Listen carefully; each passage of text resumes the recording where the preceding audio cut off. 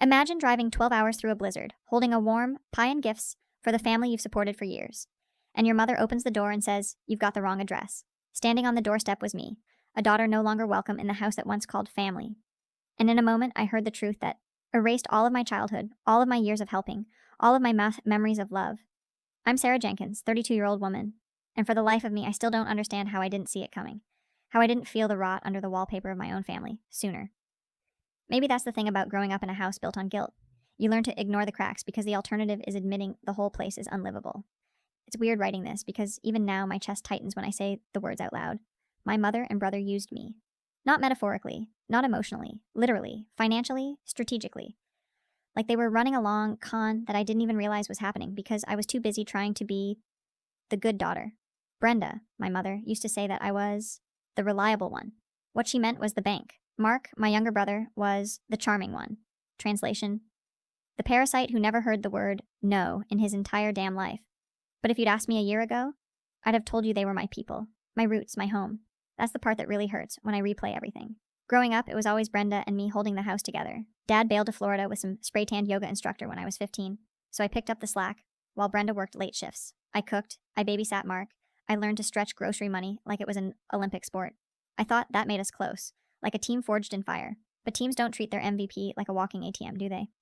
When I moved to Chicago for the marketing job 5 years ago, Brenda cried like I had enlisted in the military. Mark hugged me so long I could feel his ribs. They said they'd miss me. They said they'd be proud. 3 months later came the first emergency. Broken furnace. Sarah, honey, I hate to ask, but then Mark needed money for a reliable car. Then the fridge died. Then the dishwasher. Then Brenda's dental work. Then Mark's business certification program. Then the roof leak. Then the mortgage payment. Just for this month. Just this month became every month. Then automatic transfers. Then credit cards. Then authorized users. I practically funded an entire second household without ever living in it. Hey guys, real quick before we keep going, don't forget to sub and drop a like if you're enjoying the story. Thank you very much. Enjoy watching. But I told myself I was helping. I told myself this was what family did. And okay, maybe it was naive, but I truly wanted to believe we were still close. That I could buy my way back into the warmth we used to have. And that's why Christmas meant so much to me. I hadn't been home for it in years because work always dragged me away, but this time I carved out the entire week. I practiced my grandmother's apple pie recipe. I saved for gifts. I packed my car with more love than luggage. I told myself, stupidly, that maybe showing up would stitch us back together. It was snowing the night I pulled onto Maple Avenue. The lights on their roof twinkled exactly the way they had when I was a kid. I swear, for a few seconds, I felt like I was driving straight into my own childhood. I stood there on the porch holding that still warm pie in my gloved hands, gifts digging into my wrist, heart pounding like it wanted to physically launch itself into the house. I pressed the doorbell. The music inside dipped. Footsteps, my mother's silhouette approached. She opened the door. Her face shifted. A flicker of recognition. Then something colder. And then, with the kind of voice people use on door-to-door salesmen. "Sorry, I think you have the wrong house." My world split cleanly down the middle. For a second, I honestly thought Brenda was joking. Like maybe she was pulling some messed up Christmas prank. "Surprise! Just kidding! Get in here!" Something unfunny but human. But her eyes, God, her eyes weren't playful. They weren't even annoyed. They were scared. Not scared for me. Scared of being seen with me. Behind her, through the crack of the door, I saw people in nice clothes holding glasses of wine. A table set with china we'd never owned when I lived there. Voices laughing, plates clinking, warm gold lighting. It looked like a holiday, spread from a magazine. And there I was, her actual daughter, standing in the snow like a delivery driver who took a wrong turn. "Brenda," I said softly, like maybe she'd forgotten her own name. "It's me, Sarah." Her shoulders tightened. I watched the exact second she chose the lie over me. "You really should go," she murmured through her teeth. "Please, not now. Not now. Not now. Not now." I drove 12 hours through a snowstorm. I brought her favorite pie. I had presents in blue wrapping paper because that's her favorite color. And she said not now the same way I'd say it to a telemarketer calling during dinner. Before I could respond, someone inside called out, "Brenda, who is it?" She panicked. Actually panicked. And then Mark, my brother, appeared behind her. He looked polished. Button-down shirt, tie, hairstyled. Way too put together for the Mark I used to wake up for school every morning while he played video games in bed. His face lit up when he saw me, recognition. Then, just like Brenda, it shuttered, closed, like he was slamming a door behind his eyes. He didn't say, "Sarah?" He didn't say, "You're here." He didn't say anything that a brother says to a sister they supposedly love. He just muttered, "Everything okay out here?" without even looking directly at me. Brenda squeezed his arm like she was begging him to stay in character. Just someone who got the wrong address, she lied again, louder this time, for the guest to hear. I felt something in my chest tear, not break, tear, slow, painful, ugly. Where should I stand? Someone inside yelled. We're doing a toast, Mark flinched at the sound of his girlfriend's voice. Then he stepped closer to Brenda, like unity and betrayal. Sarah, he finally whispered to me, you should have called first. I laughed. I actually laughed out loud because the alternative was screaming. I did call, I said. Hours ago. You both knew I was coming. Mark winced but didn't correct her. Didn't defend me, didn't open the damn door even an inch wider. You need to leave, Brenda hissed. This is embarrassing. Embarrassing, not heartbreaking, not confusing, not sad, not even, let's talk later. Just embarrassing. A countdown started inside, guests doing some kind of champagne toast. 10, 9. Mark moved to close the door. My own brother. Wait, I said, my voice cracking. Let me at least give you your gifts, please. For a split second, everything froze.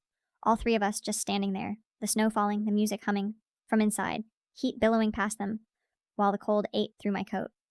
And then Brenda just quietly said, no, not now, and closed the door, right in my face. I swear I felt the warmth of the house vanish from my skin the exact second it latched shut. Inside they shouted, Merry Christmas! Outside, I dropped the pie. It landed face down in the snow, steam curling up like it was dying. The bag of gifts slipped from my numb hands after it. One package burst open. The blue cashmere sweater I'd bought for Brenda, peeking through the torn paper, like it was watching the whole thing happen. For the first time in my entire life, I realized I was completely, utterly alone. I don't remember getting back to my car. Not really. I remember the cold, how it felt like it crawled under my skin and sat there, but everything else is foggy. Like I was watching myself from 10 feet above, stumbling through snow with empty hands that used to be full. I sat in the driver's seat staring at their house, the lights glowing through the windows like warm little lies. Every few minutes, the door would open to let in another laughing guest, and I'd catch flashes of the party Brenda said I wasn't appropriate for. My mother walked past the window once, laughing, and for a second I wondered if she even felt a single twinge of guilt, if her chest hurt the way mine did, if she knew she just carved her daughter out of her life like a mistake on a receipt. Then my phone rang. Mark. I didn't even have time to breathe before I answered. I don't know what I expected.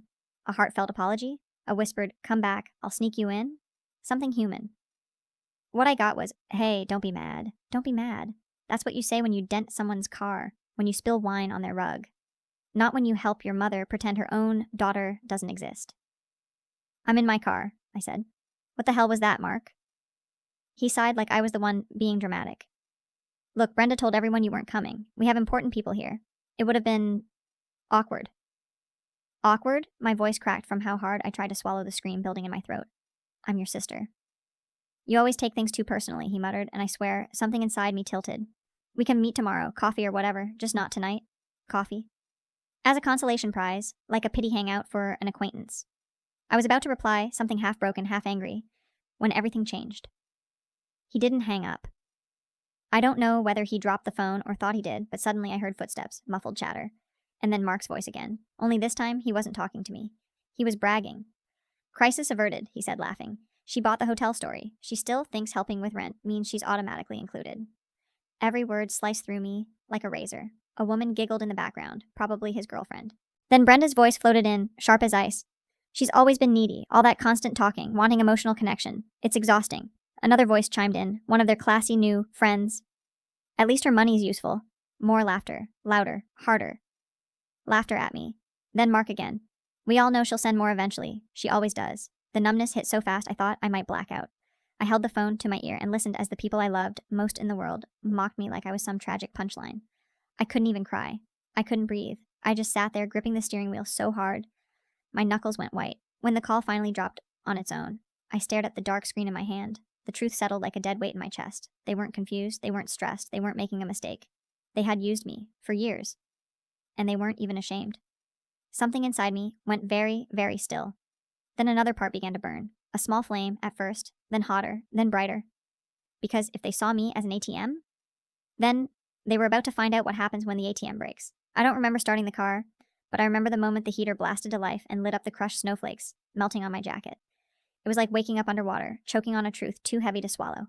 They never loved me. Not really, not the way I loved them. While I sat there replaying every manipulated emergency, every just this once, every fake thank you, something inside me finally snapped into focus. I wasn't going to cry in that driveway. I wasn't going to beg. I wasn't going to give them one more damn thing. Not a dollar, not an explanation, not another piece of me to chew on. But I also wasn't going to leave without making damn sure they never got to do this to me again. I drove to the closest motel, the Riverside Inn, still lit up with a sad neon reindeer missing one antler, and paid for a room with trembling hands. The clerk said, "Rough night?" And I wanted to scream laugh because this wasn't a rough night. This was a demolition. Room 118 smelled like bleach and loneliness, and I collapsed onto the bed fully clothed, gripping my phone like it was a lifeline. For a long second, I just stared at the ceiling. Then I opened my banking app. There's this shift that happens when betrayal settles in your bones. You stop shaking. You stop grieving. You go cold. Surgical. And that's exactly how I felt scrolling through years of payments I'd made to Brenda and Mark. Rent, mortgage, car repairs, dentist bills, college fees, household emergencies, vacation accidents, business investments. I screenshotted everything, every transfer, every receipt, every message where they begged or guilt-tripped or sweetheart, ed me into ping. I made folders, color-coded, labeled. Not because I planned to sue them or confront them, but because documenting everything made the fog in my brain finally clear. It let me see the pattern, the manipulation, the strategy. They had groomed me, my own family. That realization hit me harder than anything else. Around 2 a.m., while the radiator clanged like it was falling apart, I composed the email. The one that would become the line they could never uncross. Short, clinical, dead calm. I hereby terminate all financial assistance, effective immediately. Automatic transfers canceled. Credit access revoked. Future requests will be ignored. I attached the spreadsheet of what they'd taken from me. Hit save, not send, not yet. I wasn't done. At 3:12 a.m., I shut down every automatic payment. $800 to Brenda, gone. $500 to Mark, gone. Then I logged into my credit card accounts and removed them as authorized users. 1 click, 2 clicks, done. I reported the emergency card my mother used as all lost. Requested a replacement. New number, new PIN, new everything. Then I pulled up the sublease agreement for Mark, the one that let him live in my building's garden apartment in Chicago for next to nothing. Terminated, immediately. No apology, no warning. By 4 a.m., my family's entire financial ecosystem was collapsing like a lung. And here's the part I'm not exactly proud of, but I'm also not sorry. Before I went to sleep, I did one last thing. I pulled up Brenda's boutique spa business page. The one she never told me about, the one she was funding with my money while pretending she couldn't afford heat. I didn't sabotage anything. I didn't hack it. I didn't lie. I just left a single honest review under my real name. This business was funded using money taken from a family member under false pretenses. Be cautious of considering partnerships. That was it. No details, no slander, just truth. Truth with teeth. When I finally lay down, the silence was so thick it felt physical. My hands smelled like motel soap and steel resolve. I closed my eyes. Tomorrow would bring hell, but tonight I took myself back. Sleep didn't come. Not really. I drifted in and out, jolting awake every time a car drove past, half expecting Brenda or Mark to bang on the motel door, like deranged cult members looking for a sacrifice. By dawn, I was running on caffeine, fury, and the icy calm that only comes after heartbreak burns clean through your system. I hit send on the email at exactly 7:01 a.m., not 1 second sooner, not 1 second later. I wanted them awake, alert, present. I wanted them to feel the exact moment the money supply ran dry. I'd barely taken a sip of motel coffee when the storm hit. First, my phone vibrated violently across the nightstand. Mark, 16 missed calls. Brenda, 9 missed calls. Then texts, then emails, then voicemails. I didn't open a single one. But then something happened I did notice. A car screeched into the motel parking lot. I froze, peered through the dusty curtain. And there, getting out of Brenda's blue Honda like she was auditioning for a horror movie, was my mother, stomping across the lot with her hair still done, and last night's black dress under a coat she hadn't even buttoned. Behind her trailed Mark, looking pale and frantic, clutching his phone like it had betrayed him personally. They were scanning the parking lot like hunters. My heart hammered. My hands shook. But I didn't hide. I opened the door. Brenda's head snapped toward me, her mouth twisting like she smelled something rotten. "There you are," she spat. "What the hell have you done?" Mark wasn't far behind, shouting, "My card got declined at the gas station. They told me the account's frozen. Are you out of your mind?" I stayed in the doorway, calm, quiet, solid. "You used me," I said. "Both of you. For years. I ended it." Brenda barreled toward me so fast I actually braced, expecting her to hit me. Her eyes were wild, like an animal whose cage had just been locked from the outside. "You ungrateful brat," she hissed, jabbing a finger into my chest, hard. "You embarrassed me last night, and now you're sabotaging my business on Christmas." Mark jumped in next, voice cracking. "I have bills, Sarah. I have responsibilities. I can't just—" He stepped closer, too close. I backed up instinctively, and he followed, cornering me in my own motel doorway. "Turn the cards back on," he growled, fists clenched. "Now." In that moment, I realized something chilling. They weren't just angry. They were panicking, really panicking. Because without my money, their whole fancy new lifestyle, the house parties, the Audi, Brenda's spa launch, Mark's bar tabs, and vacations, would collapse like a bad souffle. I said no, I whispered. Something in Mark snapped. He reached past me, actually reached into the motel room like he owned the place, and grabbed my purse off the chair. Give it back, I lunged instinctively. He yanked harder, digging through it like a feral raccoon. He pulled out my wallet. Oh, hell, no. I grabbed his wrist so hard he gasped. Drop it, Mark, Brenda shrieked. She's attacking him. I'm preventing theft, I snapped back. A door down the hall opened. Some trucker-looking guy poked his head out, saw the chaos, blinked, and ducked right back in. No help coming. Mark tried to pull away again, twisting with enough force that my shoulder burned. But I didn't let go, and when he finally wrenched free, he lost balance and crashed into the metal railing outside the room. He went down hard. Brenda screamed like I'd shot him. You psycho, she wailed. Look what you did to him. I stared at Mark, who was groaning but clearly fine, and something inside me just calcified. Solid. Unbreakable. I'm done, I said. Get out of here, both of you. Brenda surged forward again, but Mark grabbed her coat and hauled her back. Let's go, he muttered. She's lost it. No, Brenda snarled. She owes us. She owes us nothing, I said. And you both know it. I stepped back inside and slammed the door. The sound shook the frame. For a moment, there was silence. Then something hit my door so hard it rattled. Then again, bam, bam, bam. Brenda was kicking it, full force, shrieking like a demon. You ruined Christmas. You ruined us. I should have left you with your father. Mark shouted, Mom, stop. Just stop. People are watching. She didn't stop, not until someone yelled from across the lot, Hey, lady, cut that out or I'm calling security. Only then did her rage crack. Only then did she stagger back. Hair wild, makeup smeared. She pointed at my door like a curse. You'll regret this, Sarah. You will. Then they left, burning rubber, screaming at each other the whole way. I sank onto the bed, shaking so violently I thought my bones would break. And then, as the sun finally broke through the grimy motel blinds, I realized something. My revenge? It wasn't over. Not even close. It hadn't even started yet. Update. I didn't expect to be back so soon, but after what happened this morning, yeah. I need to get this out before my hands start shaking again. First of all, to everyone who messaged me last night after my original post, I'm talking to you, the person who said, Girl, block them and eat pie in peace. I wish I had read that before the chaos. Because what happened today? It made their motel meltdown look like warm-up stretches. So here's what went down after Brenda and Mark sped off like two unhinged escapees from an asylum. I sat in that motel room until checkout, scrolling through their unread messages with a kind of numb fascination. You ever look at someone's text and realize they're not speaking the same language as you? Like everything they say is just entitlement wearing human clothes? Brenda, you don't understand the consequences of your actions. Mark, fix this before it ruins us. Brenda, you will not embarrass me a second time. Not a single, are you okay? Not even a fake one. By noon, I was on the highway back to Chicago, my stomach in a knot the whole time, because I knew, deep in my bones, they weren't done. People like Brenda and Mark don't accept boundaries. They bulldoze them until the foundation cracks. But nothing could have prepared me for what I saw when I got back to my apartment. At first, the street looked normal, calm, snow melting on the sidewalks, quiet Sunday vibes. But then I noticed the parking spot in front of my building. Someone had smashed the back windshield of my car, glass everywhere, and on the snow-dusted trunk, in thick black marker, thief.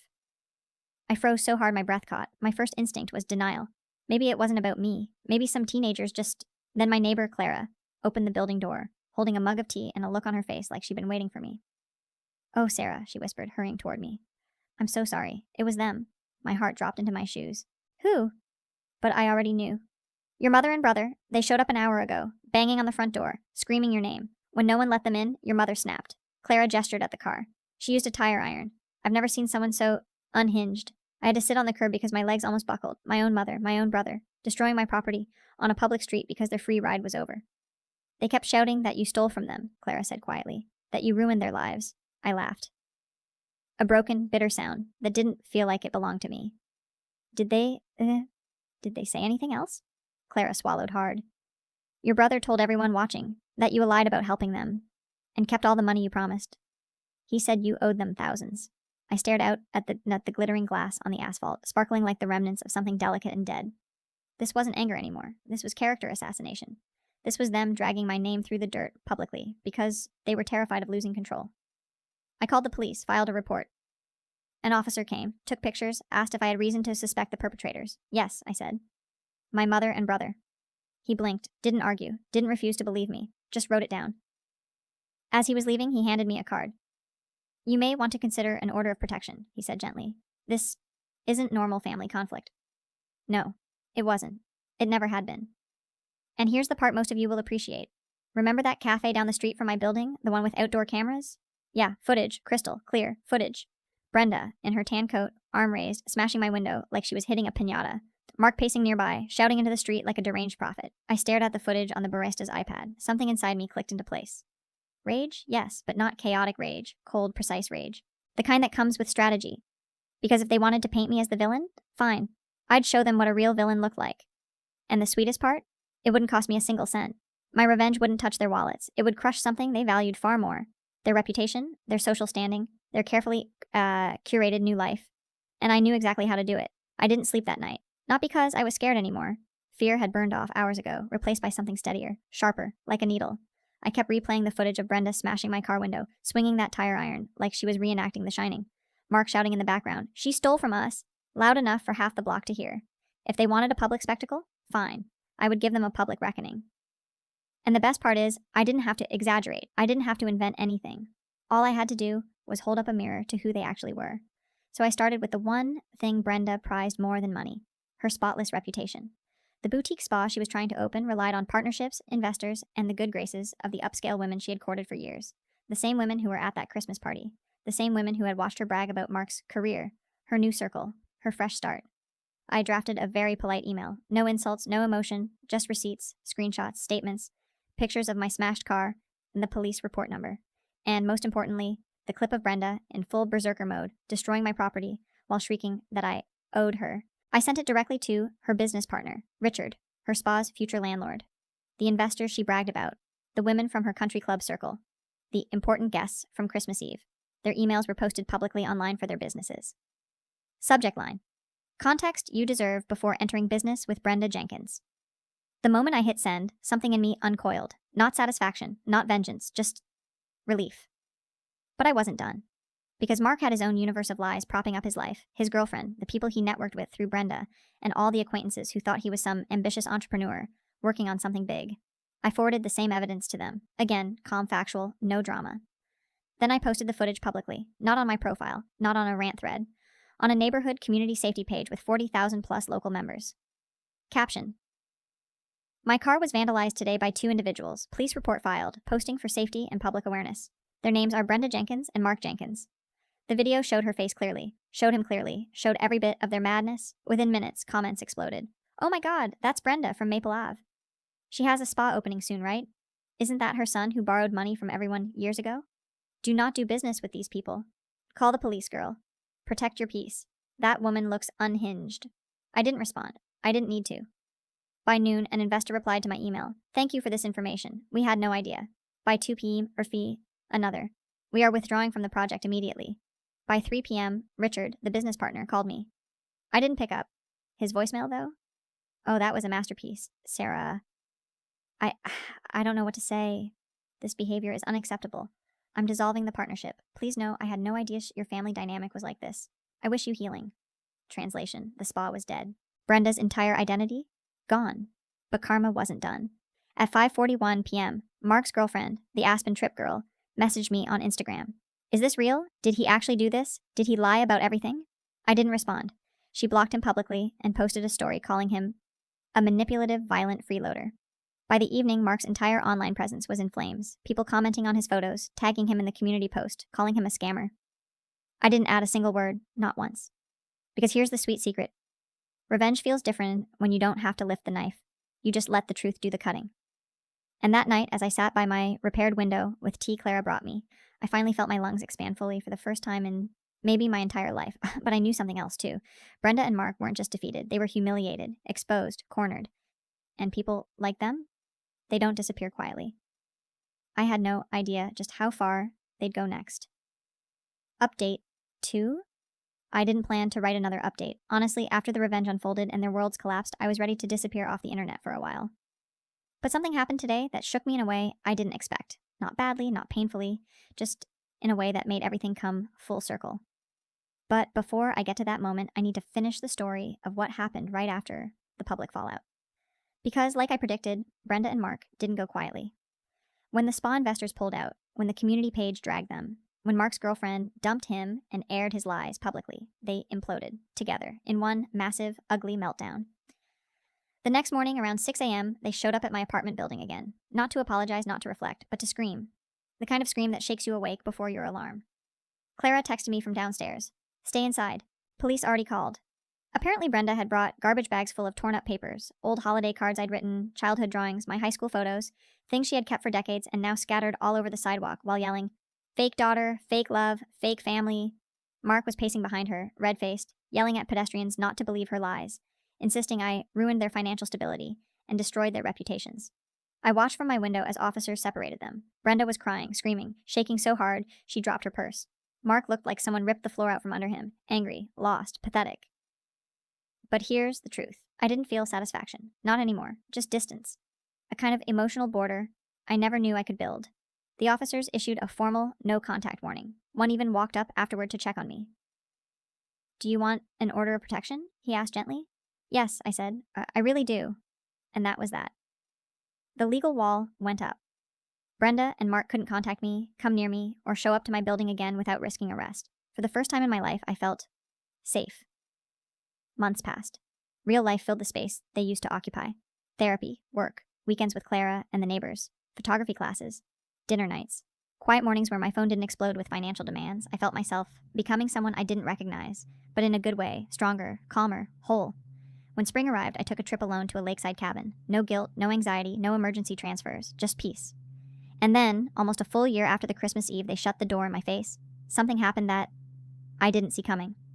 I ran into Mark. It was downtown Chicago, outside a bookstore. He was thinner, older looking, eyes sunken, like he hadn't slept in months. When he noticed me, he froze, like he'd seen a ghost. "Sarah," he whispered. His voice wasn't angry. It wasn't demanding. It was small. I didn't run. I didn't turn away. I just waited. Calm. "I wanted to say sorry," he said quietly. "I know it doesn't matter. I know you won't. I know things are destroyed, but I'm not okay. Mom's not okay. Everything blew up." He rubbed the back of his neck, looking everywhere but at me. "You were right. About everything." There was no manipulation in his voice. No venom, no entitlement. Just honesty. Something I hadn't heard from him since we were kids. And here's the part that surprised even me. I didn't feel anger, or pity, or triumph. Just a quiet release. "I hope you get better," I said gently. "I really do. But my life doesn't involve you anymore." He nodded, slowly, like he already knew. "Take care, Sarah," he murmured. "You too, Mark." He walked away. No dramatic breakdown, no begging, no screaming. Just two separate lives finally accepting that the connection between them was broken long ago, and this time it was staying broken. That night, during dinner with Clara and a few friends who had become my chosen family, I realized something. I wasn't grieving anymore. Not the way I had been. Not the way I feared I always would. It felt more like standing in sunlight after months of cold, realizing the winter didn't kill you. It made you stronger. Clara noticed me staring off, lost in thought. "You all right, dear?" I smiled, a real one. "Yeah," I said. "Actually, I am." Because losing them wasn't the tragedy I thought it was. It was the beginning of becoming someone new, someone who didn't depend on crumbs of affection from people who never deserved her in the first place. And if anyone reading this is where I was a year ago, hurting, confused, trying to earn love that should be freely given, I'll tell you what I learned the hardest way possible. Family is who protects your heart, not who steals from it. Love is choice, not obligation, and walking away is sometimes the most loyal thing you can do to yourself. Thank you for listening to my story. If you've ever cut out toxic family or rebuilt your life from the ground up, feel free to share. You're not alone, and you're not wrong for choosing peace.